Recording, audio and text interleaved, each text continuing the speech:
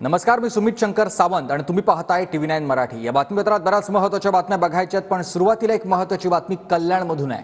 Kolshewadi police आरोपी विशाल गवळीला कल्याण कोर्टात आज हजर करणार आहे। कल्याण कोर्ट परिसरात पोलिसांचा कडक बंदोबस्त ठेवण्यात आलाय। कल्याणमधील अल्पवयीन मुलीवर अत्याचार आणि हत्येचं प्रकरण होतं आणि त्याच दरम्यान आरोपीला ताब्यात घेण्यात आला आणि आज कोर्टात हजर केलं जाणार आहे। थोड्याच वेळात विशाल गवळीला कल्याण कोर्टात आणलं जाईल आणि काही वेळापूर्वी ठाणे नौपाडा पोलिसांकडून कोळशेवाडी पोलिसांनी आरोपीचा ताबा घेतलेला आहे।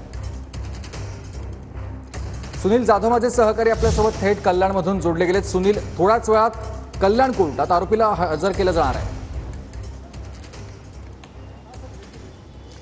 सुमित, अगदी बरोबर आहे। मी सध्या उभा आहे कल्याण न्यायालयामध्ये आणि आपण पाहू शकता या ठिकाणी मोठ्या प्रमाणात पोलिसांचा फौजफाटा जो तैनात करण्यात आला आहे। एकंदरीत पाहायला गेलं तर एका अल्पवयीन मुलीवरती झालेला अत्याचार व तिच्या हत्येनंतर कल्याण पूर्वेमध्ये तणावाचं वातावरण असून कुठलाही अनुचित प्रकार घडू नये यासाठी हा पोलीस बंदोबस्त लावण्यात आलेला आहे। याचा जो मुख्य आरोपी आहे विशाल गवळी, याला कल्याण क्राईम ब्रँचने शेगावमधून अटक केली होती व त्यानंतर अनुचित प्रकार घडू नये यासाठी त्याला ठाण्यातील नौपाडा पोलीस स्थानकात ठेवण्यात आले होते। थोड्या वेळापूर्वीच त्याला कल्याण कोळशेवाडी पोलिसांनी ताब्यात घेतलेले आहे व त्यानंतर आपण पाहू शकता या ठिकाणी कल्याण न्यायालयामध्ये त्याला हजर करणार आहे। थोडंसं थांबवतोय संजय राऊत।